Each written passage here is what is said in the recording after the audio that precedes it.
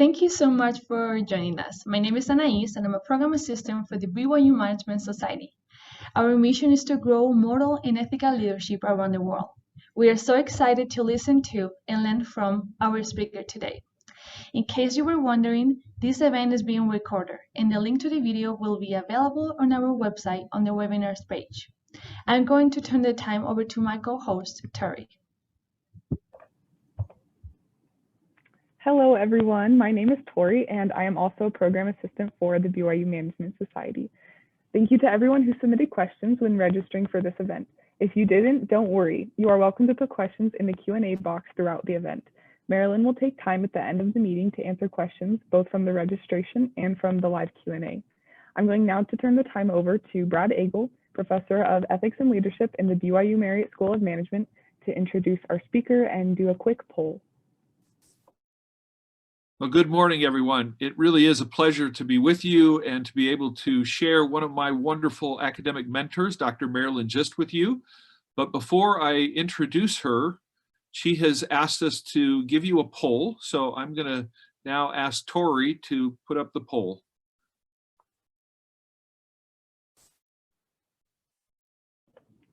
Okay, awesome. So you guys should see 4 questions on your screen. So if you'll just take the next 30 seconds to a minute to answer those questions, and then we will go ahead and turn it back over to Brad to introduce Marilyn.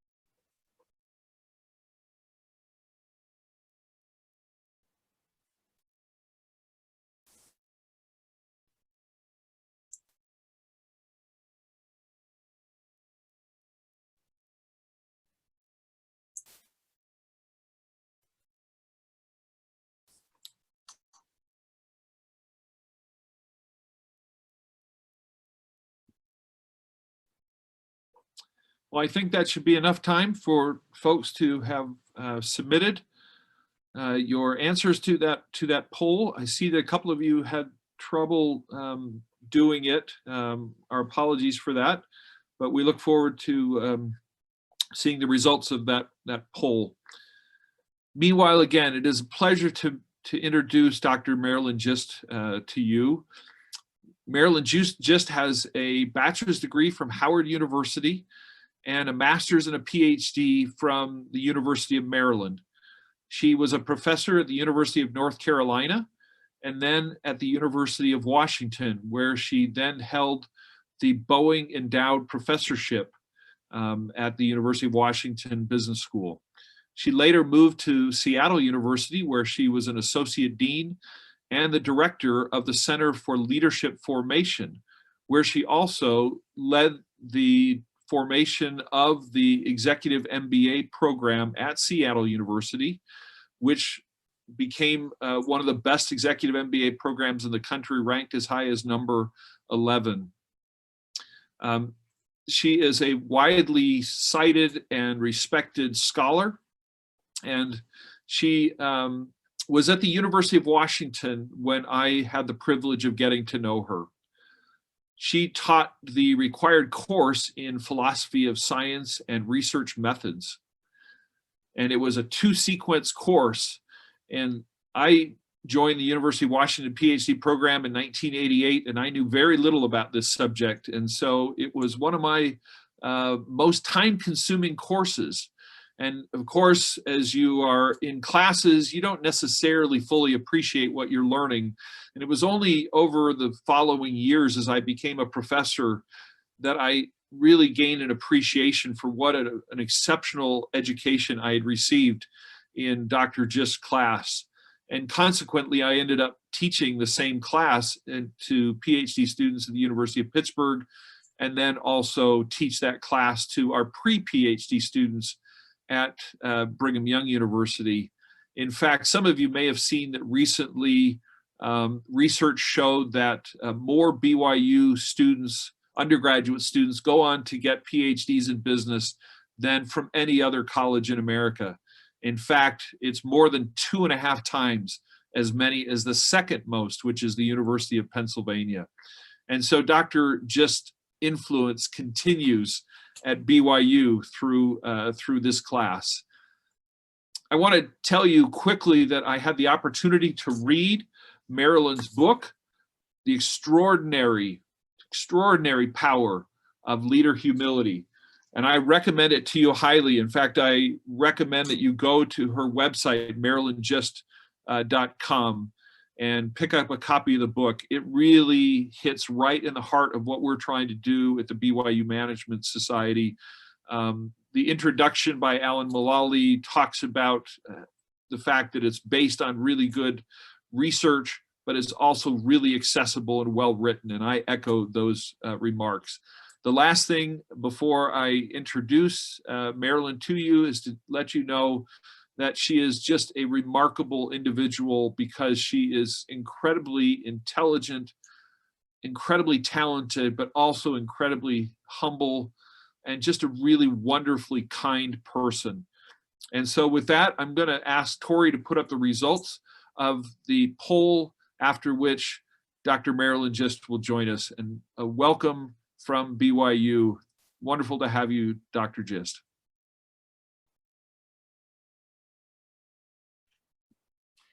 Thank you so much, Brad. And I would just add to what Brad has said that, you know, it's very easy as a teacher when you have students who are as exceptional as he is. So, and the arc of his career proves that exceptionality. I'm touched to think that I had something to do with his success, but you know, he brought an awful lot of that to the table to begin with.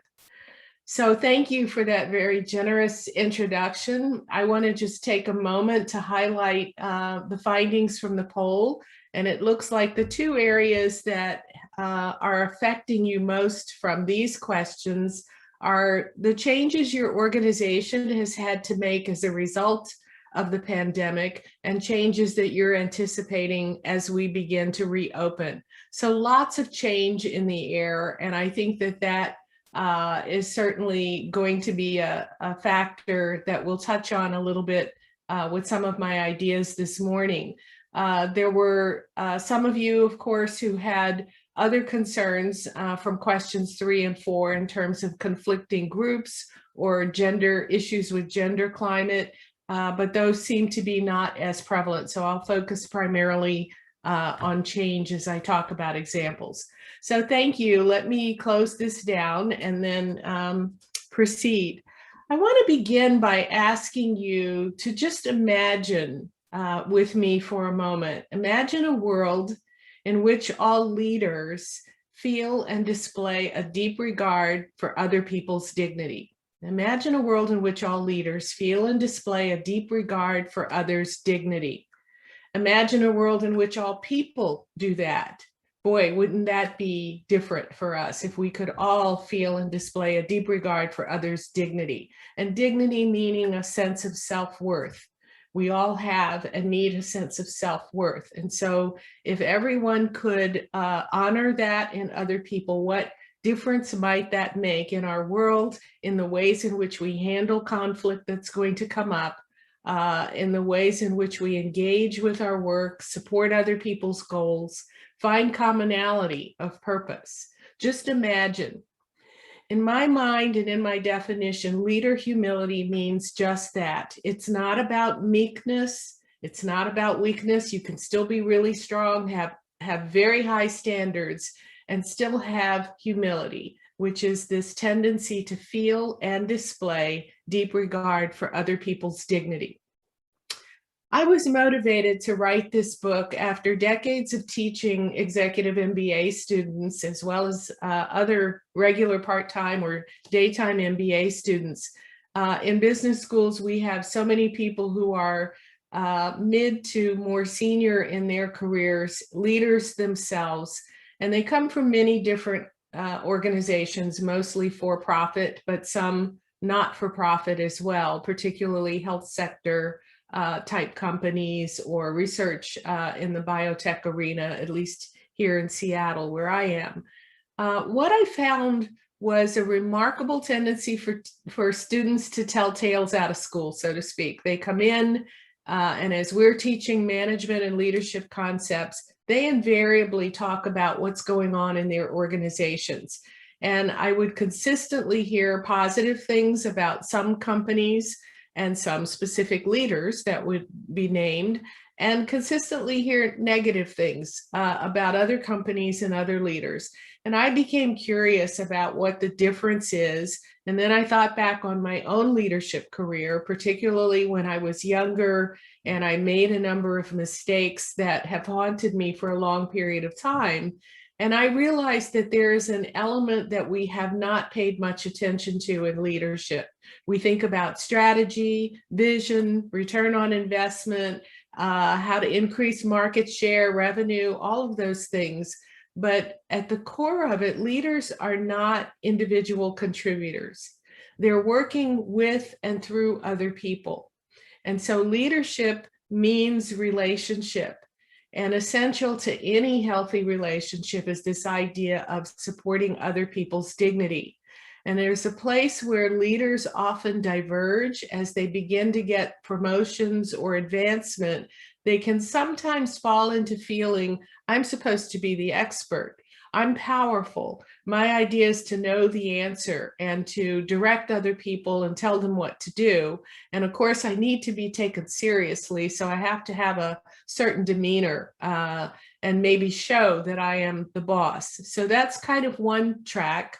Unfortunately, the evidence is showing that doesn't work particularly well. The Gallup organization runs a survey every year on the level of employee engagement, for example, and the survey is global, but they slice and dice it so that we have data on the US. And for the last decade, those numbers of the percentage of employees who are fully engaged with their work have hovered in the low to mid 30s. Low to mid 30s. That means close to 2/3 of the employees are phoning it in. They are showing up. They might be doing the minimum that's required, maybe even a little bit more, but they're certainly not giving all of their hearts and minds and effort to the work. And that is a huge opportunity cost. There's other data that shows that the main reasons we have turnover is dissatisfaction with supervisor or manager. So as we start to put some of those threads together, what we realize is that leaders are doing something that's not right. And when I think about the path I just described of more of a command and control, directive approach, it becomes clear, especially as I listen to feedback from some of the students I've had, that there is another path. And it's this path of recognizing that leaders are creating a container for the work. And it includes the culture that gets set around how we interact with people, and that so much of that comes from the leader himself or herself in how the leader interacts with the people in the workplace. So this idea of humility is really essential to forming healthy relationships, whether it's at work or elsewhere. But when you think of leadership where people do have power, whether that's hiring, firing, giving assignments, deciding on compensation, when you think of the power that leaders have, their stance to others in terms of supporting their dignity or not has a lot to do with whether people fully engage or whether they choose to withdraw. What I'd like to do now is to kind of underscore where I see this idea of humility fitting. And I'm going to probably try to take about 15 more minutes and talk about this and then open some things up for Q&A. So if I could have the first slide now, I want to emphasize the idea that it first of all requires a balanced ego. So I mentioned that humility doesn't mean meekness, doesn't mean that the leader is uncomfortable making decisions or carrying the responsibility. It's not a good thing if leaders are not able to feel confident about what they're doing and lead other people, comfortable leading people and taking charge. So humility really goes along with this idea I call vital confidence, a basic sense that yeah, I can lead other people. I'm comfortable with that. I know my strengths. I also have an awareness of my weakness. And that's about all we need as confidence, is this idea that I'm comfortable in the leadership role. I know my strengths. I know my weaknesses. We want to avoid, in particular, slipping into arrogance, which is very self-focused. And that can show up as boastfulness, wanting to make sure people know about your status and maybe the things that you have, whether that's the perks of the job or your education, your your compensation or what have you. But arrogance can also show up in other ways. It can show up as condescension. It can show up as in subtle or very overt ways, kind of putting other people down because they are not at your same level. So it's not helpful when leaders stray into arrogance. Other people see it and they will, to some extent, withdraw their energies from the organization in order to play into the leader's ego, but not necessarily think very highly of that person. So humility is kind of centered in this area I call balanced ego. You're aware of your strengths, but you don't go overboard with that. If I could have the next slide, I want to talk about dignity, since I'm defining humility as a deep regard for others' dignity. Dignity has a couple of components, and the first is what I think of as the basic dignity, which is kind of the foundation of a building. We don't necessarily think about it a lot, but in our culture, we tend to feel that life itself is sacred. We have laws that are kind of built around the sanctity of life. So, thou shalt not kill, the sort of ongoing debates we have over abortion rights or over the right to terminate one's life at the end if you're suffering from an incurable illness and the end is imminent anyway. We have debates about these things. We have laws to protect children because we want them to have the opportunity to grow up in a healthy way. So all of these really point to this idea that fundamentally we think life itself is valuable and we need to honor that.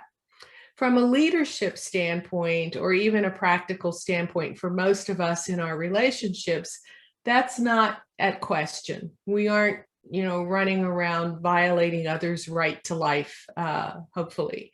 But there are other ways in which we really don't fully understand that in the grand scheme of life, there's an inner life that we all have. There's a psychological, spiritual presence that we have that is also valuable. And I call this the personal dignity.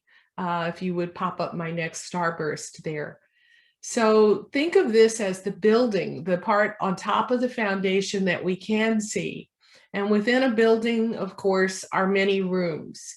And you would almost have to, in walking through a building, open every door and go through every room to know exactly what is in that building. And in a similar way, when we meet people, we see the facade, we see the outside, but there are a lot of rooms on that person's interior. And those rooms are made up of personal experiences they have, values that they've formed along the way, and also some things that might be uncomfortable for them, some things they might have some shame or some guilt or just discomfort about. And so as we are interacting with people, if we have a stance that basically says, I know what is right and I know how everybody should be wired, then we're often going to run into problems where we encounter an individual difference and we're judging it negatively. We're saying things that are negative to the person and we're causing them to retreat because we're violating their dignity. On the other hand, if we have an openness and we recognize that everyone has and needs a sense of self-worth, and that self-worth hangs on their own experiences, the values they've formed, the things that are precious to them, then we'll realize we can't know what those are. We can't always know the rooms in somebody's building. Occasionally, we're going to bump into that in the same way you might bump into someone as you pass through the door walking down a street or whatever, you just say, excuse me, I didn't mean it. So in this case, I'm thinking in terms of our personal dignity, that it's comprised of things like our demographic attributes. You know, I'm proud of being a woman, I'm an ethnic minority, I have a certain level of education, I have a broad mix of friends, I live in the Northwest and love it, you know, I'm from Alabama, I've lived in DC. You know, there can be all sorts of things, my family structure, all sorts of things that I'm proud of. And if I'm encountering somebody who starts to denigrate or insult me around any of those things, I'll begin to kind of back off. On the this element of things that we might feel uncomfortable about, you know, I've struggled to lose the last 10 pounds for a long time and not been very successful about that. So if I'm around someone who starts making comments like, you know, people carrying extra weight or just undisciplined and lazy, I might cringe because I know what effort I've put into it with what results. So as I ask you to think about other people's dignity, I'm asking you to think about this psychological interior that we all have, and that we all have a right to decide what it is about ourselves that is valuable. And in our interactions, if we want to have healthy relationships, we each have to take a stance that supports other people's dignity by, in part, being less judgmental, being open to learning, maybe having a curiosity. If we step on it, saying, I'm sorry, in the same way we would if we bump into someone, and maybe saying, can you help me understand more about what that means to you? And simply being open to that. So that's what I'm talking about in terms of dignity, is this sense of self-worth that we all have and we all need, and how important it is, particularly for leaders, to honor that. So if I could have the next slide, I want to point out that there are 3 prime questions people have of all leaders. You think of a new CEO coming into the company, we all want to know what that person's like. A new president taking over recently, we want to know what that person's really like. And the prime questions in our minds are, who are you as a person? Where are we going? And do you see me? So who are you is, let's get beyond the name. Let me know what your character is really like. In terms of where we're going, I want to know what direction you're going to set. And if it's going to mean that I have to change the way I do things, or if you're going to ask me to go do something I'm uncomfortable with because, you know, it violates my sense of my values or my dignity. And then in terms of, do you see me? Some people see this as the most important question, but it's really about, do you see me as a human being with my own wants and needs, or am I just a cog in the wheel? Do you really not care about me? All you care about is what I can do for you, maybe how I can help you get ahead, or even just achieving the organization's goals. But if I'm here for a long time, you really just don't care anything more about me. So those are 3 questions, and leaders in their own behavior and their own words provide the information that allows people to answer that. So who I am as a person is going to come through as I interact with you. The direction I set is going to become pretty clear. If you think of, say, Joe Biden in his first 100 days or so, which recently passed, we have a pretty good sense of some of the kinds of direction that he is taking, whether you like it or not. I mean, we've gotten that idea. Do you see me is answered by how a leader treats you as an individual. You'll get a sense pretty quickly for whether you're just a cog in the wheel or whether you really matter. So if I could have the next slide, I want to talk about how this comes into play. There's a number of applications. So first of all, the way we interact with people has a lot to do, but leaders have many, many stakeholder groups or constituent groups, and I've listed some of them here. And what I want to point out is that you have a relationship with individuals in all of these groups, and the relationship could be good, could be bad, or maybe it's indifferent, but it's going to influence how well you can work together. If that relationship is unhealthy, we're going to get more controversy, more strife, more conflict, more foot dragging, more politics, more problems in trying to work together toward common goals than if we can create and maintain healthy relationships. And that has to start with respecting other people's dignity. And then there's implications for this for many types of businesses and other organizations. If you could pop up the next part of that slide, please. The culture, I mentioned leaders create the container for how work is conducted. Is that going to be a healthy container where, as a leader, I'm humble, I support others' dignity, and I command that from other people in the organization. I set the tone, I model it, and I also hold other people accountable for doing that with each other. And that creates a healthy culture where we trust, we're comfortable admitting our mistakes. As Alan Mulally likes to say, you can't manage a secret. So you want people to be able to come to you and say, we goofed, or this is, running into a problem, for example. Innovation comes best when we have a healthy culture as well. DEI, diversity, equity, and inclusion, is something that is top of mind for many organizations today as they, kind of in the wake of protests last summer, are looking at the equity lens, racial equity, gender equity, the way in which we deal with immigration, and integrating that into our workforce, looking at who gets to advance, what is our track record on advance for people of diverse backgrounds, and so forth. So honoring other people's dignity also has implications for our policy around and our activity around DEI. And then, of course, there are the common concerns of what's our financial performance like?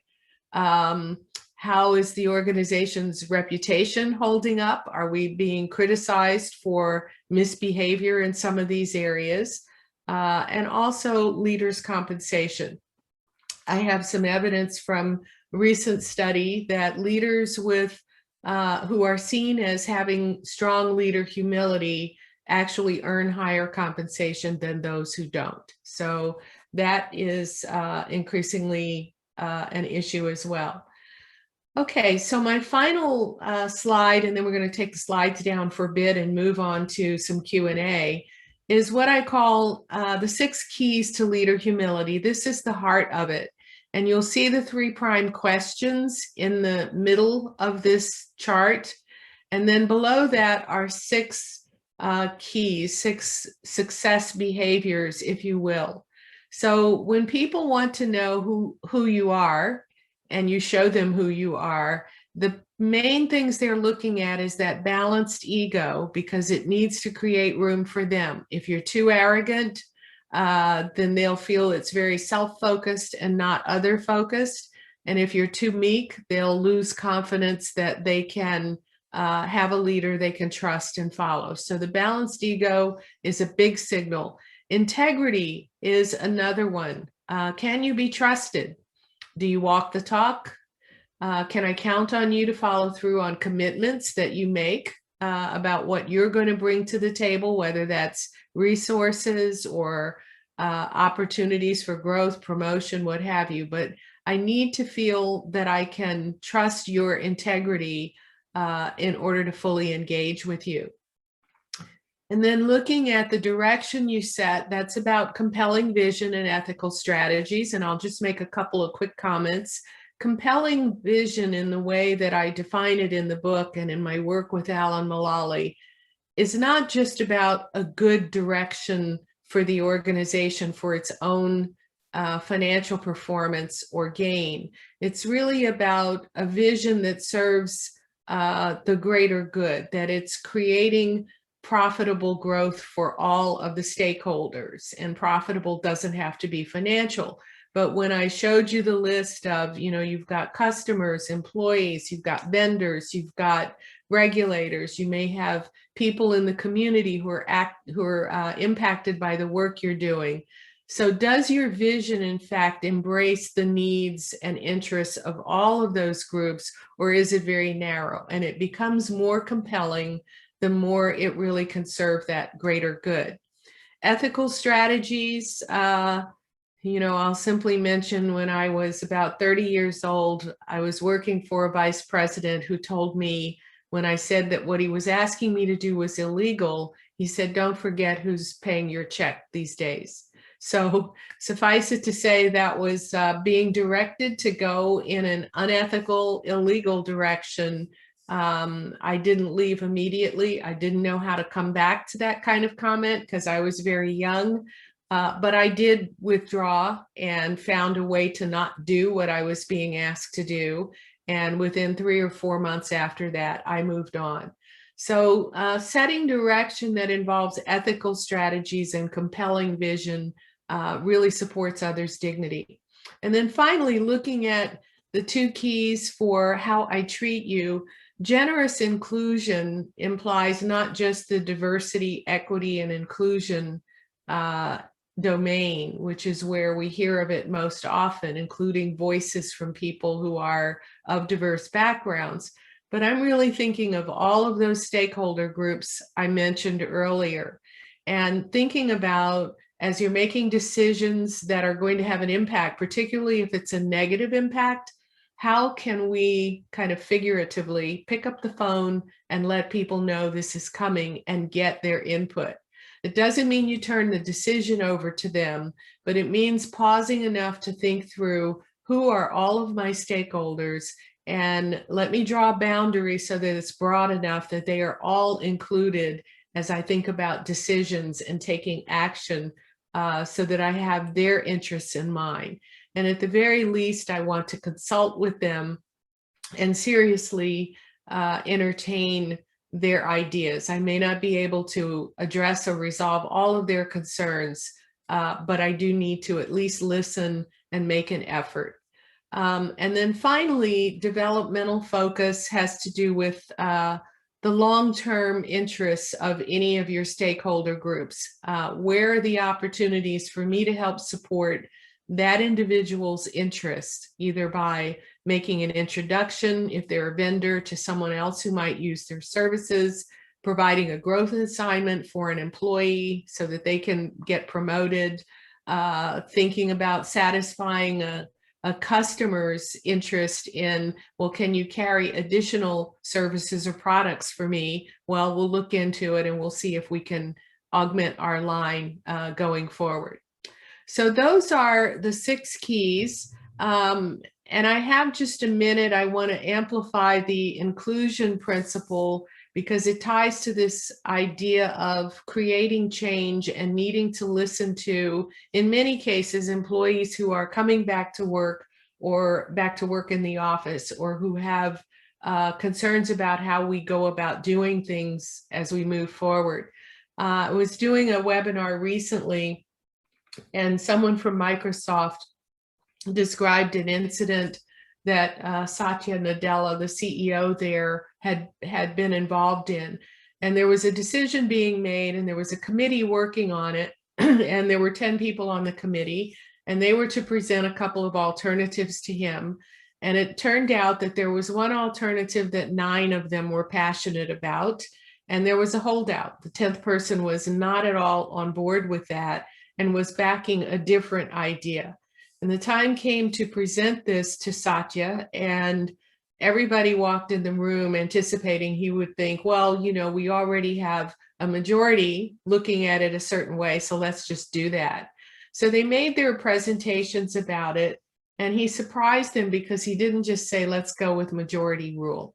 What he did was to turn to the 10th person, and ask, what 3 things would need to be true about option A in order for you to support it? What 3 things would need to be true for you to support option A? And I thought that was brilliant because it did a couple of things. It took the opposition out of the opposition. It made the opposition party really begin to think to have to be part of the problem solution. And as that person then suggested an idea of what could change, he turned to the others and said, what do you think about that? And they said, well, I guess, well, yeah, we could do that. And then he went back and they went through the next couple of changes and the next couple of responses. And then finally, after those three things had been brought out, he turned to the group that was, going to have to make the changes and said, all right, do you feel you could accommodate these three things in your proposal? And they mulled it over quickly and said, well, yeah, we hadn't thought about it, but yes, we could. And then he turned to the 10th person and said, can you now support that? And that person said, yes. So I thought it was a brilliant way of problem solving, of getting the change moving forward by being very inclusive of everyone as opposed to simply going with majority rule. It's quite possible that we wouldn't have gotten that 10th person to go along or the 9 people to embrace all of those changes. But chances are there would have been some modification in option A that would have made it a little more appealing to the holdout person. And at the very least, that the holdout person would have felt heard and would have gone along a little bit more with the final outcome. So that's kind of an example of a way we can use generous inclusion as we're going through a change process to make sure that everybody is kind of on board. So with that, let's take the slides down for a bit and hear what we might have for Q&A. Marilyn, we were very excited to get a large number of questions from those who registered. And here's one of those questions. What do you do if your followers decide to take your humility for granted and disrespect you? I think this is where humility is not separate from strength. And as a leader, you can insist on being respected. So if they are misreading your humility as excessive softness, you pull it back and you let them know that you're the one that makes the decisions, that you expect to be treated a certain way just as you treat others that way. So you don't have to tolerate that. You set the standards and hold them accountable for it. Great, thank you. And here's the next question.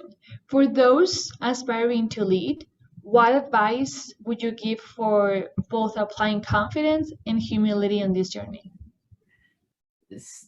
What advice for applying confidence and humility? Was that the question? Mm-hmm. So I think confidence needs to be built around your capabilities. And those capabilities will involve the technical aspects of the job, what field you're in, what industry. You want to continue to grow those. And I find confidence comes as a result of growth of what we know and what we learn. So keep learning indefinitely and keep applying that learning. Confidence in leading people is something I find grows somewhat through experience. I was not one who was born knowing how to lead people. I learned through some mistakes. I think the one attribute I've had that has served me well is self-awareness and an ability to sense when I have offended somebody or when a policy or direction I've given is not landing well, and doing some reflection on that, being comfortable enough with myself to say, I suggested this, it doesn't look like it's working. Can we regroup? Can we do it a different way? I have seen people who are almost what I would call natural born leaders, where, from a very early stage of leadership, they just nail it. I've seen people promoted into that first supervisory slot, and they're just great leaders of people. I was not one of those. So if you happen to be one of those, great, run with it and just continue to build that leadership competence. If you aren't, then I think in particular, understanding the principles of humility and how that other person's sense of self-worth is so important that it will go a long way to leading people if you lead in a way that flows with it. I think of it almost as, you might think of, say, a ballroom dance, where you've got a tango you're watching and you see partners dancing and they flow very smoothly across the floor. In order to dance that way, each of them has to be very sensitive to where the other is, to what their pace is, where their feet are, how they're holding their arms. So to get that beautiful choreography, they have to be literally partners. They're in tandem. And in a similar way, there's a dance between our humility and other people's dignity. And when we are doing that dance well, when I'm mindful of how my interaction is supporting your sense of dignity, your self-worth, then we work together much better. Our family relationships will be better. Our neighborly relationships will be better. When I lose track of your sense of self-worth and I start stepping all over your toes, it becomes a very clumsy partner dance. Great answer. Thank you so much. And Sure. here's the next question. Tell us how your humility has changed and a couple of stories of how it has changed in the workplace over the years. My humility or humility in general? Your humility. My humility. So I mentioned that I was not a naturally born leader of people. I was a great individual contributor, and at the age of 30, 31, 30, I guess I got my first supervisory job, and 31, I changed organizations and moved into mid-management, where I had about 10 people reporting to me. And I was still trying to do all of the work myself. I hadn't realized yet how to shift to leading other people. And I just assumed everybody should be as driven as I was, and not everybody was that driven. And I remember having a woman who worked in one area of my group who was very distracted during one particular 6-month period. She was focused on her wedding, and she was just not really focused as much as I felt she should have been on the work at hand. And it came time to give a performance review, and I was trying to tell her that and found her being defensive about it. And, you know, maybe she had some points that were valid. I don't recall, but I remember my frustration boiling up, and I just finally said, let me put it this way. On a scale of 1 to 10, with 10 being great, you're about a 1. And I can never forget the way her face just blanched, and she almost cried. I mean, I saw tears welling up, and her lip quivered, and she became stoic. She didn't say anything back. She didn't have power, and so she had to just take it. And I knew in that moment that I probably had done something wrong. I couldn't have put it in this context of the lack of leader humility, violation of her dignity. But there was an important lesson for me as I thought about it. And I guess fast forward, I left the organization about 6 months later, and she ended up reporting to my boss for a while my position was vacant.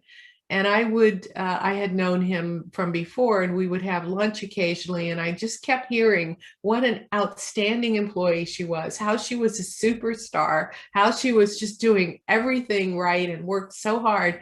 And I kept thinking, what is he seeing that I didn't see? What's changed? How is it that she wasn't doing that when I was leading her? And it really made me, it's one of those examples I'm still ashamed of, but it made me really think about whether there was a different way I could have and should have talked to her about her performance. So I can look back and put my arm around that 30-year-old and say, you know, you didn't know better. You were definitely not a natural born leader. And I have had many opportunities since to learn how to handle it better. What I would say the evolution has been is just finally seeing front and center that we lead people by supporting their dignity. And it became my goal over time that even if I needed to terminate an employee, which I've unfortunately had to do on a couple of occasions over a long career, the goal would be to have them go out the door giving you a hug. so that they know it's not a surprise. It's all about the job. It's about their performance of the job, that they've been given signals over time of specific ways they're not living up to the expectations of the job, and that they kind of know that this is not a good match. And it doesn't mean they're not an okay person. It just means this is not a good fit, and that I can't continue to have them in it when it's not fitting.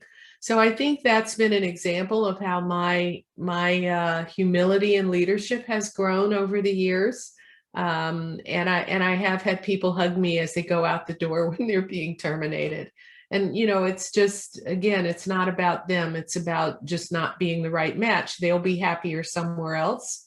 And I'll be able to get someone in who can do what we need to have done. Thank you so much, Marilyn. Tori will now share some live questions from the Q&A box. Sure. Okay, so one of the questions that has been asked live, it's a little long, but it's good, so I'm going to read it for you.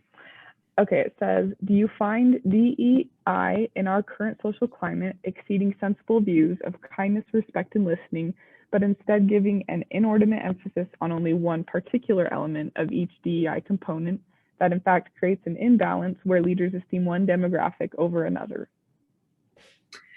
That's a good question. And the only way I can legitimately answer it is it depends. It depends on the leader and your context. I think we have legitimate needs in the DEI area that are, you know, they vary a lot from one organization to another. Some organizations have done fairly well. Others have a really poor track record.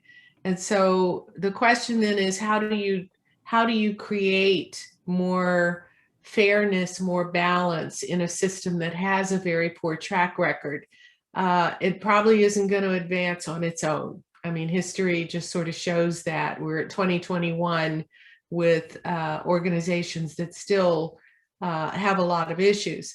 So I think there are ways that some companies in their DEI effort are going about it that are constructive, productive, reasoned. They're implementing them well. And I think that there certainly are some other areas where people may be overstepping what they need to do, or they're not implementing it well. They're just trying to shift numbers around. And so maybe that's what's behind the question of, you know, creating an imbalance or being unfair because they're only looking at one group as opposed to looking at everyone.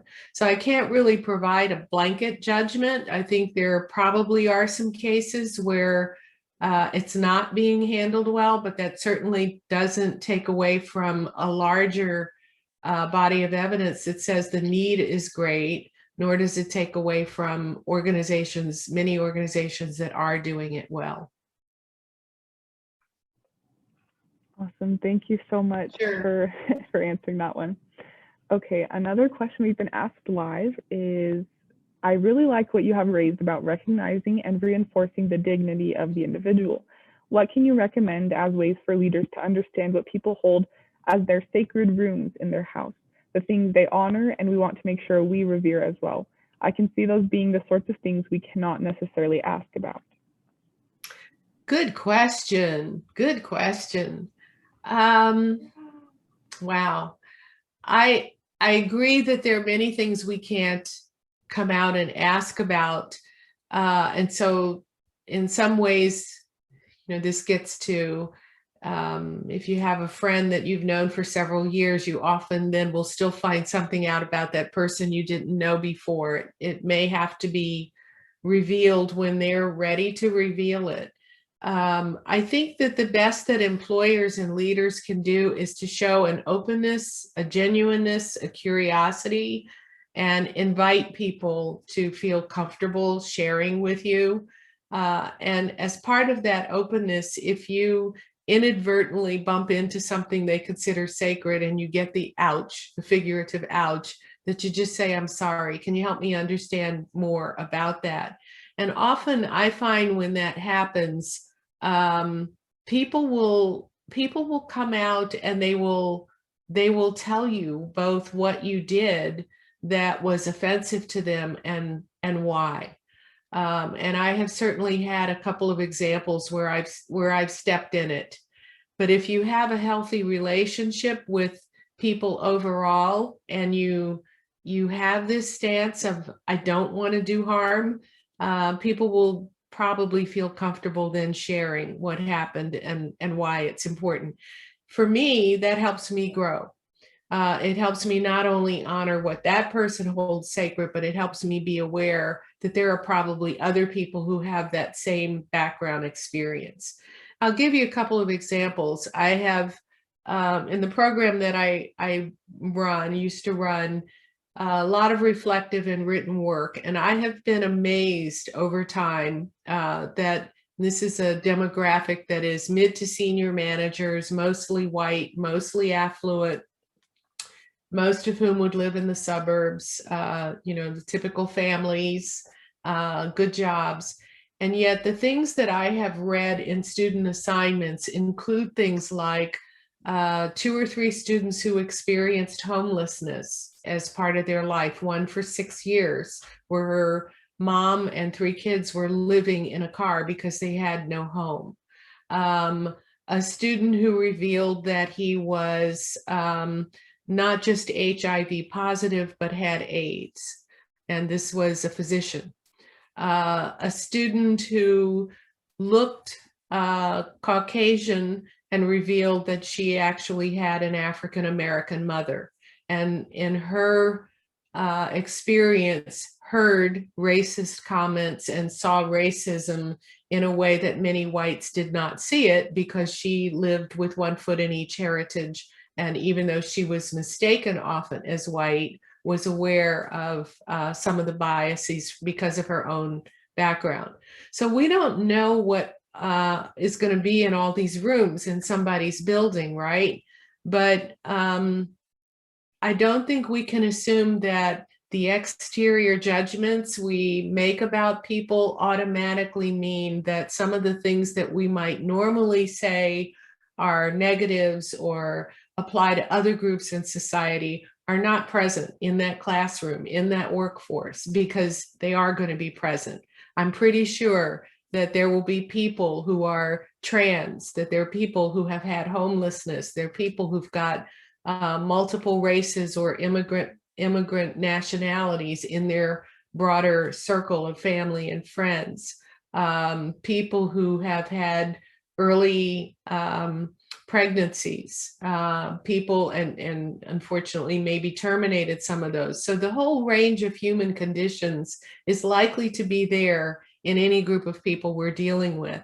So I think what we have to do is be mindful of the ways that we might judge those differences. And I'm not saying we shouldn't be entitled to some of our judgments, but I think there is a difference in my holding my own values and my judgments and my assuming that someone who is different is wrong. And as a leader, especially because I have power, it's really important for me to kind of check some of those assumptions so that they don't damage the dignity of other people, especially when so much of what goes into their dignity is really, say, none of my business, or it's not important to the way we're going to work together.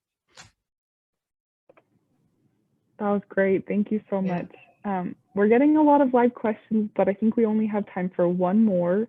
Okay. And so here's one of the questions. Transitioning from an individual, so this person's transitioning from an individual contributor to a leadership role. How can you lead a group of ex-peers most effectively? That's a good one. If I were to say humility, that might sound like I'm being repetitive, but I'm going to say that. In fact, there's a study I recall from a while ago that found that one of the predictors on who gets promoted is who is seen as a great person to recommend among their peers. So when your peers like you, when your peers want to see you advance, you are more likely to be a person who's selected. And I think it's because senior management want to be sensitive to how's everybody going to react. So I'm not saying you go play the popularity contest, but I do think that keeping in mind that you need to support others' dignity is important when you're thinking about your peer group. And you may sometimes be competitive with them. You might be competing for resources, or you're concerned about your particular work and it has to interact with somebody else's department or work, and maybe they're somewhat of a block. So you might be having some challenges there. But the more you can resolve those things by supporting that person's dignity as you have the conversations around how can we work together? How can we achieve this larger goal together? The more your peers will value you, so that as you're stepping into a role above them, they'll feel less threatened by it. They'll assume that the who you are piece is somebody who will also be positive in terms of balanced ego, and they'll have some experience in how you treat them that makes them very comfortable with your stepping into that role. So if you have not demonstrated it before, now is a great time to kind of step up and use that to strengthen those relationships as you begin to step into the leadership role. Awesome. Okay, well, I'm going to go ahead and share your last slide and turn the time back over to you to give your closing remarks. Okay, thank you. So I want to just mention a couple of things. On my website, there is a resource tab, and we're always evolving things. I just finished a course this week, a 2-session webinar that Alan Mullally and I ran together. And it's called Leader Humility, the Essence of Working Together, because our two approaches are very much in sync. And this is a skill building course. It was about 5-6 hours worth of training, and we will be doing it again. We're collecting the feedback from the students now, and we haven't yet announced the new dates. It probably will be late summer, fall, but there is a page about the class, actually 2 pages about the course on the website under the resource tab, and you can sign up to be on the early notification list. The course sold out very quickly, so if you're interested, early notice is probably going to be helpful. The other thing is I've just finished a set of assessment tools, well normed on a group of leaders, and these are leader humility assessment tools that are available through the resource tab on my website too. One is just the core 6 keys, and you can take the test online in about 6 minutes and get your answers scored immediately, and a download with a basic description of your results and what they mean. And then there's an advanced version that has the 6 keys, some scales related to the balanced ego I discussed, and then a couple of other scales that relate to attitudes that could trigger issues with humility. So it has 10 scales altogether. Also can be taken online in about 8 to 10 minutes, and you get a download with customized scales from that. So that's something people are finding helpful as an adjunct to the book, so that they know, kind of where they stand. I am excited to see the interest in this material growing, and would just like to go back to my starting question of imagine what our world will look like when all leaders feel and display a deep regard for others' dignity, and encourage you in your leadership journey to embrace that concept, and also think about how it applies to your personal life, your families, your friends, your community as well. So thank you so much. It's been wonderful to be here this morning, and please feel free to reach out if I can be of help. Awesome. Thank you so much, Marilyn, for taking the time to be here. We really appreciate it. And thank you to all our audience members too for being here. But we hope you all have a great rest of your day. Thank you for coming. Thank you.